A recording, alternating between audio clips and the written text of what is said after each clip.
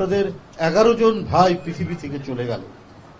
এত বড় অবদান, এত বড় আত্মদান, এটা আমরা যদি লিখতে যাই তাহলে এটা একটা বড় মহাকাব্যে আপনারা বীর হিসাবে আগামী দিনে আপনাদের ইতিহাসে লেখা থাকবে। আমি শান্তিনগর থেকে শুরু করে যাত্রাবাড়ির বিভিন্ন অঞ্চল বস্তি এলাকায় যে সমস্ত রিক্সা চালক ভাইরা জীবন দিয়েছেন তাদের সেই বাসায় বাসায় যতটুকু সম্পদ দেওয়ার চেষ্টা করছে। যে রিক্সা চালক ভাইরা রিক্সা চালিয়ে নিজের শুধু নয়, নিজের পরিবার, সন্তান সন্ততি, স্ত্রী, এমনকি বৃদ্ধ মা বাপেরও ভরণ পোষণ করতেন। আমরা যদি একটা ভুলে যেতে পারি, যদি আমরা কেউ ভুলে যাই, তাহলে বাংলাদেশ একটি সত্যিকার রাষ্ট্র হিসাবে গড়ে ওঠা খুব মুশকিল হবে। ওদের বাচ্চা ছেলে মেয়েদের কান্না, ওদের স্কুলে যাওয়া যে মেয়েটি আমরা এখানে শান্তিনগরের এখানে দেখলাম, আমি মানে 2-3 দিন আমি ঘুমাতে পারিনি। ওকে বললাম যে তুমি স্কুলে যাওয়া বন্ধ করো না মা, আমরা যেভাবে পারি আমরা দেখব, কিন্তু তোমার জন্য লেখাপড়া বন্ধ না। এইরকম বাড়িতে বাড়িতে স্বজন হারা, পিতা হারা সন্তান সন্ততির আহাজারি, বৃদ্ধ মা বাপের আহাজারি আমি শুনে এসেছি। আজকে তাদের স্মরণে আপনারা এখানে মাগফিরাত কামনায় মিলাদ মাহফিল করছেন। আমরা এখানে উপস্থিত নেতৃবৃন্দ সবাইকে এটা মনে রাখতে হবে। এই যে 5ই আগস্টের যে বিজয়, এক ভয়ঙ্কর এহিয়া টিক্কার প্রেতাত্মা ভর করেছিল, যার মধ্যে হালাকোখা হিটলারের রক্ত পিপাসু যে তৃষ্ণা ভর করেছিল, যার মধ্যে তাকে বিতরণে আবারও সেই ছাত্র জনতা এবং শ্রমিক এদের আত্মদানের আমরা এই বিজয় অর্জন করেছি। আমাদের কোনোভাবেই এদের অবদানকে খাটো করা যাবে না। ওই স্কুলের যে ছেলেটি ও বিশ্ববিদ্যালয়ের যে ছেলেটি ফার্স্ট ইয়ারে পড়ে বা ইন্টারমিডিয়েটে, সে আর কতটুকু রাজনীতি বোঝে, কিন্তু একটু বুঝেছে যে আমরা বন্দী আছি। আমরা বাজারে যাই, স্কুলে যাই, কলেজে যাই, কিন্তু আমরা কেউ স্বাধীন না। ওই বাচ্চা ছেলেমেয়েগুলো বুঝেছিল, তাই বাপ মাকে কাঁদিয়ে, বাপ মাকে সাথে নিয়ে ওরা রাস্তায় দাঁড়িয়েছে। তারপরেও শেখ হাসিনা তার ঘাতক বাহিনীকে বলেছে কেউ যেন দাঁড়াতে না পারে, আমি যেন মিছিলের শব্দ না পাই। বাংলাদেশ এতদিন রক্ত ঝরিয়ে নিজের স্বাধীনতা রক্ষা করেছে। ব্রিটিশের বিরুদ্ধে 100 বছর ফরাইজি আন্দোলন হয়েছে, এরপরে ওয়াহাবি আন্দোলন হয়েছে, কত বিদ্রোহ হয়েছে, তারপরে 200 বছরের মাথায় বিতাড়িত হয়েছে। পাকিস্তানকে 23 বছরের মাথায় বিতাড়িত করতে হয়েছে। সেইখানে দেশের একজন কুখ্যাত শাসক, যে কোনো ভদ্রতা জানে না, যে কোনো শিষ্টাচার জানে না, যে জনগণের অধিকার দিতে হবে এইটা জানে না, যে নিজের মতো করে গণতন্ত্রের ব্যাখ্যা দিয়েছে, যে নিজের মতো করে কাটাছাটা করে সংবিধান বানিয়েছে, যে নিজের ক্ষমতাকে আজীবন নিজের হাতের মধ্যে রাখার জন্য যেমন ইচ্ছা তেমনভাবে তিনি দেশ পরিচালনা করেছেন, শুধুমাত্র আইন শৃঙ্খলা বাহিনীকে কবজার মধ্যে নিয়ে। কিন্তু এই সমস্ত গণশত্রুরা কখনো টিকতে পারে না। জনগণ যখন ধেয়ে আসে, দেখামাত্র গুলি চালানোর নির্দেশ দিয়েছিলেন না শেখ হাসিনা? নির্দ্বিধায় তার পুলিশ গুলি চালিয়েছে, শিশু বাচ্চাদের উপর আর খেটে খাওয়া এই শ্রমিকদের উপর। মানুষের যদি ন্যূনতম মানবতাবোধ থাকে তাহলে এদের উপর গুলি চালাতে পারত, টিয়ার গ্যাস মারতো, পানি ছুটতো, গরম পানি ছুটতো। পৃথিবীতে আমরা দেখি একটা ডেমনস্ট্রেশন, একটা বিক্ষোভকে পুলিশ কিভাবে সামাল দেয়। আর এখানে আমি এমনও শুনেছি যে উনি যখন বিমানে বা হেলিকপ্টারে করে পালাচ্ছেন তখনও নির্দেশ দিচ্ছিলেন যে তোমরা রাস্তাঘাট দেখো, পরিষ্কার করো, গুলি চালিয়ে মানে বিতাড়িত করো। উনার তো ঘন্টা বেজে গেছে, সেই ঘন্টা শেখ হাসিনা শুনেনি। উনাকে না শুনলেও উনাকে ছেড়ে পালাতে হয়েছে। আমরা সবসময় বলেছি, যখন আমাদেরকে কারাগারে নিয়ে যাচ্ছে, রিমান্ডের মধ্যে রাখছে, কত অত্যাচার উৎপীড়ন করেছে এখানে যারা বসে আছে প্রত্যেকে। এবং শেষ দিন পর্যন্ত, যেদিন বিজয় হচ্ছে তার আগের দিন পর্যন্ত আমি, শিমুল ভাই এবং আমাদের আরও সহকর্মী আমরা রিমান্ডে ছিলাম। আমরা শুধু কারাগারে না, আমরা রিমান্ডে ছিলাম, যেখানে অনেককে টর্চার করা হয় শারীরিকভাবে। আমরা নানাভাবেই তাদের সেই শারীরিক অত্যাচারের, তো এই পরিস্থিতি। সুতরাং এটা হচ্ছে জনগণের অর্জন। আর এই ক্ষেত্র প্রস্তুত করতে আমাদেরকে 2009 সাল থেকে বিশেষ করে বাংলাদেশ জাতীয়তাবাদী দল এবং আরও অনেক সমমনা দল, জাতীয়তাবাদী দল সবচেয়ে বেশি অবদান সৃষ্টি করেনি। দলের যিনি নেত্রী তিনি 6-7 বছর বন্দী, এই বিজয়ের পর তার মুক্তি হলো। এটা কি একটা বড় অবদান নয়? ইলিয়াস আলীকে গুম করার পরে লক্ষ্মীপুর আর চাঁদপুরে দুইজন 4জনকে হত্যা, এরপরে 14-এর আন্দোলন, 13-র আন্দোলন, 15-র আন্দোলন। কোন আন্দোলনে আমাদের জাতীয়তাবাদী শক্তির, আমাদের বিএনপি, আমাদের অঙ্গ সংগঠন, যুবদল, ছাত্রদল, স্বেচ্ছাসেবক দল, শ্রমিক দল কে জীবন দেয়নি? 2022 সালের জুলাই থেকে শুরু হয়েছে ভোলাতে আব্দুর রহিমকে হত্যা, সেই 2021 সালের জুলাই থেকে, এবং 22শে ডিসেম্বর 2022 20 জন লোক মারা গেছে। নারায়ণগঞ্জে শাওন, মুন্সিগঞ্জে শাওন, ভোলা থেকে শুরু করে ঢাকা সব মিলিয়ে 20 জন লোক মারা গেছে। আবার এই যে 28শে অক্টোবরের যে আন্দোলন 2023-এ, এখানে তো যুবদলের একজন মারা গেলেনি। তারপরে সারা দেশে এবং ঢাকার বিভিন্ন, সেখানেও প্রায় 20-22 জন লোক মারা যাচ্ছে। তো এই যে হত্যা করছে আমাদের নেতাকর্মীদেরকে আওয়ামী লীগের পান্ডারা এবং আওয়ামী লীগের পুলিশ বাহিনী, তাতে কারা মারা যাচ্ছে? সব বিএনপির নেতাকর্মী, এমনকি এমপিও মারা গেছে। আমাদের ইলিয়াস আলী এমপি, তিনি তো নিরুদ্দেশ, গুম করেছে।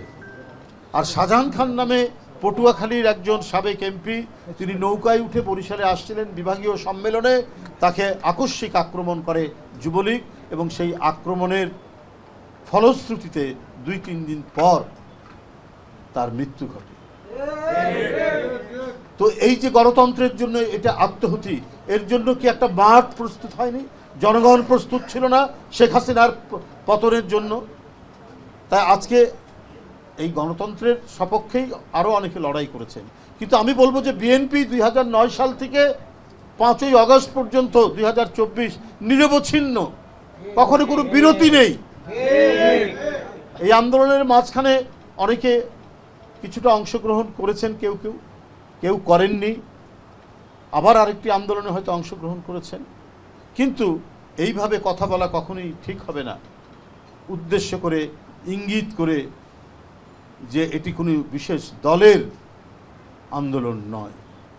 কেন এই কথা বলছেন? এটা তো বিভাজনের কথা। আজকে সবার আন্দোলনের অবদানেই এই তত্ত্বাবধায়ক সরকার এবং একটি নির্দিষ্ট সময়ের মধ্যে যতটুকু সংস্কার করে একটা অবাধ সুষ্ঠু নির্বাচন নিশ্চিত করে রাজনীতির যে ধারা, সেই ধারাকে আপনার এগিয়ে নিয়ে যেতে হবে। এটাই তো মূল লক্ষ্য, এর জন্যই তো এত লড়াই। এবং গণতন্ত্রের যে আরও শর্ত আছে, আইনের শাসন, সব মানুষের কথা বলার যে স্বাধীনতা, আমি নির্বিঘ্নে নির্ভয়ে এখন যতটুকু আমরা পেয়েছি। আগে অফিস থেকে বেরোনোর পরে ডানে বামে তাকাতাম যে ডিবির গাড়ি দাঁড়িয়ে আছে কিনা, এখন তো সেই ভয়টা নাই। তো আমরা সেই ধরনের একটি পরিবেশ আমরা নিশ্চিত করতে চাই। একটি গণতান্ত্রিক ব্যবস্থা আসলে আরো বেশি এটি নিশ্চিত হবে। আমার শত্রু থাকতে পারে অনেকে, আমার বিরুদ্ধে সে নানা ধরনের কথা বলতে পারে, কিন্তু তাই বলে আমি তাকে পৃথিবী থেকে সরিয়ে দিব, এই ধরনের রাজনৈতিক ফ্যাসিবাদী চিন্তা যেটা শেখ হাসিনা আজকে 16-17 বছর করে গেছেন, সেই পরিস্থিতি না হয়। সেটা তো হচ্ছে একটা অন্তর্গত ব্যাপার, আমার মনের ব্যাপার। আমরা মনের মধ্যে থেকে সেটা প্রস্তুত নেব যে ঠিক আছে, ও আমার বিরুদ্ধে বলছে বলুক, আমিও তার বিরুদ্ধে করব। আমাদের ভারপ্রাপ্ত চেয়ারম্যান দেশনায়ক, তার বিরুদ্ধে কেউ একজন কার্টুন এঁকেছিল। উনি করেছেন কি, ওই কার্টুনটা উনার নিজের যে কি বলে ভেরিফাইড যে ইয়েটা আছে ফেসবুক, সেখানে উনি নিজে দিয়েছেন। এটা একটা মানে মহত্তম গণতান্ত্রিক চেতনার তিনি একটা দৃষ্টান্ত দেখিয়েছেন। আমি বলে রাখি, যারা এই ধরনের বিভাজনমূলক কথা বলছেন তারা সঠিক বলছেন না। বিএনপি একটি বিশুদ্ধ গণতান্ত্রিক চেতনায় বিশ্বাস করে বলেও এরশাদের অধীনে নির্বাচনে যাবে না যে কথা বলেছিল, সে কথা অক্ষরে অক্ষরে পালন করেছে তিনি দেশনেত্রী বেগম খালেদা জিয়া। উনি বলেছেন এই আওয়ামী সরকার এবং আওয়ামী লীগ এরা বিষাক্ত সাপের চেয়েও ভয়ঙ্কর। এটা বেগম খালেদা জিয়া বলেছিলেন আজ থেকে 8-9 বছর আগে। তার প্রমাণ কি পাননি? যারা দুধের বাচ্চাকে গুলি করে, যারা ABCD সরিয়া পড়ে স্কুলের, তাদেরকে গুলি করে, তাদের রক্ত পান করে, তারা বিষাক্ত সাপের চাইতেও ভয়ঙ্কর। সেটাই তো প্রমাণিত হয়েছে। তো সুতরাং যে নেত্রী গণতন্ত্রের প্রশ্নে কখনো আপোষ করেননি, তো কেউ কেউ যদি এটা মনে করেন সেই রাজনৈতিক দল বা আপনাদের উদ্দেশ্যে আমি একটু বলতে চাই যে হাসিনা যখন বলল যারা এরশাদের অধীনে নির্বাচনে করবে তারা জাতীয় বেঈমান, শেখ হাসিনার চরিত্রই তাই। তিনি 48 ঘন্টার মধ্যে সেই 24 ঘন্টার মধ্যে আবার চলে গেলেন এরশাদের অধীনে। তার সাথে কিন্তু আরো কিছু রাজনৈতিক দল গিয়েছিল, তারা নিশ্চয়ই আপনারা এখানে জানেন। শুধু শেখ হাসিনা আর আওয়ামী লীগ একাই যায়নি, আরো অনেক দল গিয়েছে, কিন্তু বেগম জিয়া যায়নি। বেগম জিয়ার যে প্রত্যয়, বেগম খালেদা জিয়ার যে দৃঢ় প্রত্যয়, সেই প্রত্যয় রক্ষা করে উনি জনগণকে যে ওয়াদা করেন সেই ওয়াদা উনি বরখেলাপ করেন না। দেশনায়ক তারেক রহমান 7ই জানুয়ারির নির্বাচন বয়কটের নির্দেশ দিয়েছিলেন। অনেকে বলেছেন যে এটা ঠিক হচ্ছে না, এটা ঠিক হবে না, নির্বাচন যাই হোক করা উচিত। কিন্তু আজকে কি, আজকে ইন্ডিয়াতে ইন্ডিয়ান এক্সপ্রেস একটি পত্রিকায়, সম্ভবত অনলাইন বা প্রিন্টও থাকতে পারে আমি জানি না, সেখানে আওয়ামী লীগের 4 জন নেতা বলছেন যে না, আওয়ামী লীগের নেতারা 4 জনকে দায়ী করেছেন সে নেতা যে এদের জন্য শেখ হাসিনা এই ফ্যাসিবাদ কায়েম করেছে। আরেকটা বলেছেন, আরেকটা শেখ হাসিনার ভুল কি, ভুলটা হচ্ছে যে 7-এর যে নির্বাচন সেই নির্বাচনে বিএনপিকে না নিয়ে যেতে পারা। এই যে নিতে না পারা এবং গণতন্ত্রের প্রশ্নে আপোষহীন থাকা, আজকে সেটা কি প্রমাণিত হয়নি? আওয়ামী লীগের নেতাই বলছে যে কমপক্ষে বিএনপিকে নিয়ে গেলে পরে একটা ফেস সেভিং হতো। অতটা আজকে যে আন্দোলনের মুখে পড়া গেছে সেইটা হয়তো লাগতো না, কারণ ওদেরকে পার্লামেন্টে নেওয়া যেত কয়েকটা সিট দিয়ে। এটা বড় ভুল করেছে হাসিনা।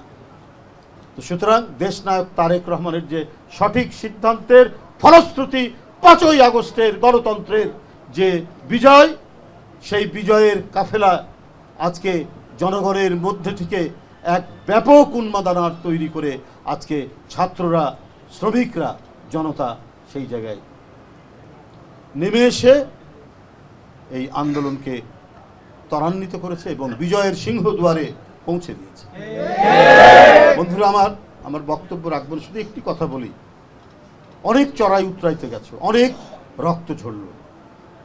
শেখ হাসিনা তার নিজের মনোনীত ব্যক্তিদের টেলিভিশন দিয়েছেন।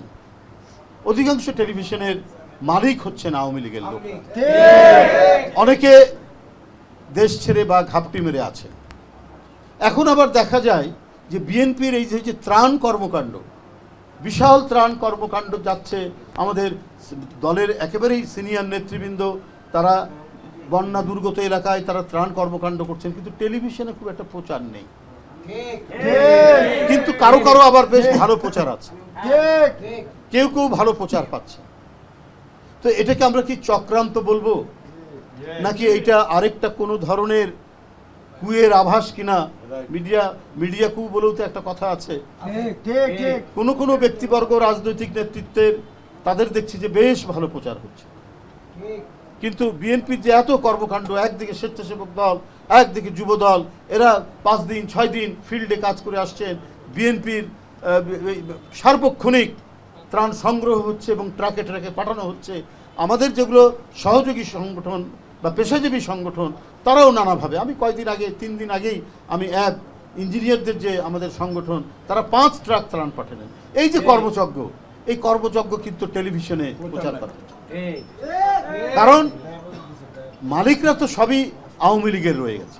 আমার সাংবাদিক ভাইরা যারা কাজ করেন, এরা তো আমাদেরকে আমাদের দুঃখে, আমাদের বিপদের সময় ওরাই আমাদেরকে আগলে রেখেছিল অনেক দিন। পার্টি অফিসে বন্দি থেকেছি, খবর দিয়েছি, সাংবাদিকদেরকে এসে ইলেকট্রনিক্স হোক তারা এসে যতটুকু পেরেছে অবস্থান করেছে, কিন্তু ওরা তো আর এর জন্য দায়ী নয়, দায়িত্ব হচ্ছে মালিকরা, তাদের পলিসি। তো এইগুলো আমাদের কাছে মানে মানে সন্দেহের সৃষ্টি করছে। ঘটনা কি, কোথায় কি হচ্ছে? আজকে কি বলে যে মহিলা এসপি, এখন বোধহয় এডিশনাল ডিআইজি, গর্ব করে সে সরকারের চাকরি করে দেশনেত্রী বেগম খালেদা জিয়াকে বাড়ি থেকে উচ্ছেদের যে একটা নোংরা সিদ্ধান্ত শেখ হাসিনা নিয়েছিল, সেখানে তাকে পাঠানো হয়েছে। পাঠানোর পর সে সরকারের চাকরি বাঁচাতে হয়তো দায়িত্ব পালন করতে হতে পারে, সেটা ভিন্ন ব্যাপার, কিন্তু সে আবার গর্ব করে বলে যে আমি খালেদা জিয়াকে তার বাড়ি থেকে উচ্ছেদের নেতৃত্ব দিয়েছি। তাহলে তো সে তো পুলিশ অফিসার না, সে শেখ হাসিনার একটা কোতোয়াল হিসেবে, শেখ হাসিনার সন্ত্রাসী বাহিনীর একজন মহিলা সন্ত্রাসী, মহিলা মানে এডিশনাল ডিআইজি, এখন নাকি পুলিশ হেডকোয়ার্টারে আছে।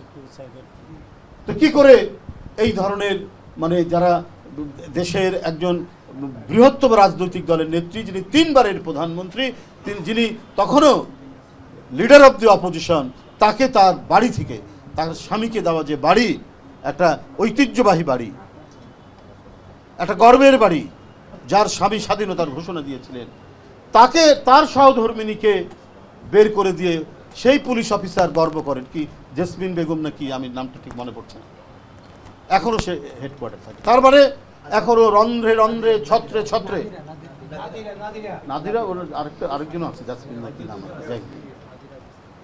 তো এইরকম তো বেশ কয়েকজন আছে, কিন্তু সেও একজন, সে হচ্ছে ওই যে ক্যান্টনমেন্টের বাসা থেকে ম্যাডামকে বের করার সময় এটা করেছে।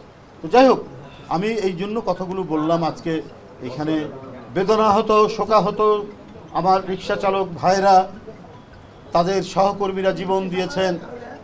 এই জীবন দেওয়ার মধ্যে দিয়েও এই যে গণতান্ত্রিক আন্দোলনের যে ঢেউ, সেই ঢেউ তাদেরও একটা অংশগ্রহণ আছে। আজকে যারা এই ব্যাপক ঐক্যবদ্ধ গণতন্ত্রের বিজয়কে এখন খণ্ডিত করছেন, এখন নানাভাবে বিভাজনের তৈরি করছেন, তাদের বলে রাখি, বাংলাদেশ জাতীয়তাবাদী দল কিন্তু স্বাধীনতার ঘোষকের দল, মুক্তিযুদ্ধের সেক্টর কমান্ডারের দল, বীরত্বর সাহসের প্রতীকের দল, শহীদ রাষ্ট্রপতি জিয়াউর রহমান, দেশনেত্রী বেগম খালেদা জিয়া, দেশনায়ক তারেক রহমানের দল। আপনি এবং প্রত্যেকটি গণতান্ত্রিক সংগ্রামের বিজয়ের নেতৃত্ব দানকারী দল।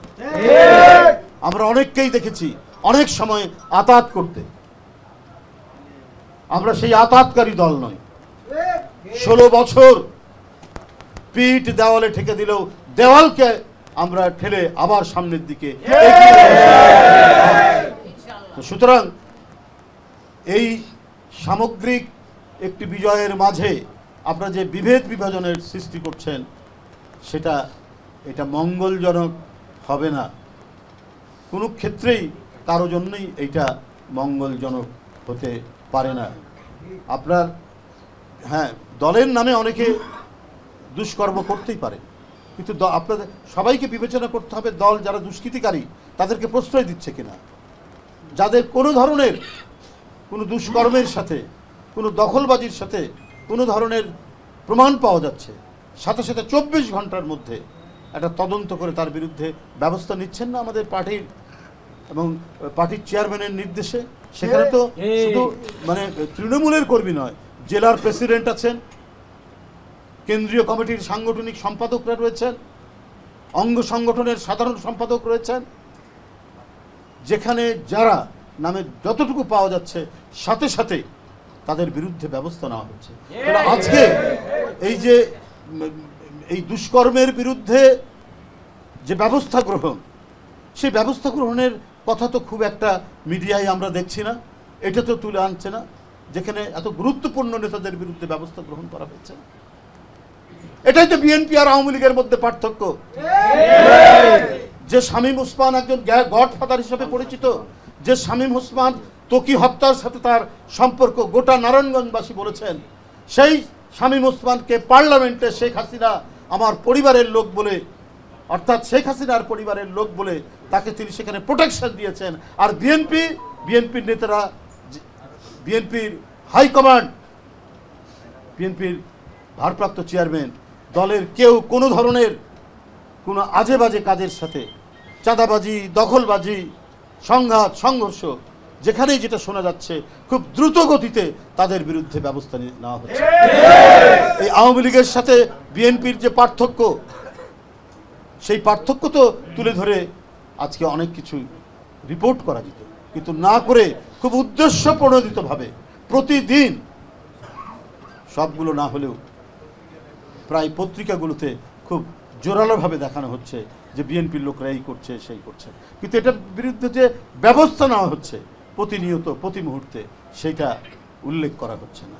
যাই হোক ভাইরা, অনেক অপপ্রচার হয়েছে 16 বছরে, অনেক ধরনের নোংরা চাতুর্যের আশ্রয় নেওয়া হয়েছে, কিন্তু তাতেও বিএনপির যে একেবারে ইস্পাতের মতো মেরুদণ্ড, এই মেরুদণ্ডকে ভাঙতে পারেনি শেখ হাসিনা এবং তার দোসররা। এবং আমি দৃঢ় কণ্ঠে বলতে চাই, আমি সগর্বে ঘোষণা করতে চাই, যতই ভেতরে ভেতরে চক্রান্ত করা হোক না কেন, বিএনপির ইমেজকে টার্নিশ করার পরিকল্পিত কোনো ঘটনা ঘটানোর চেষ্টা করা হোক না কেন, যে জাতীয়তাবাদী শক্তির রাজনীতি এই বাংলার পলিমাটির, এই বাংলার এঁটেল মাটির অত্যন্ত গভীরে, সেই শিকড়কে কেউ উপড়ে ফেলতে পারবে না।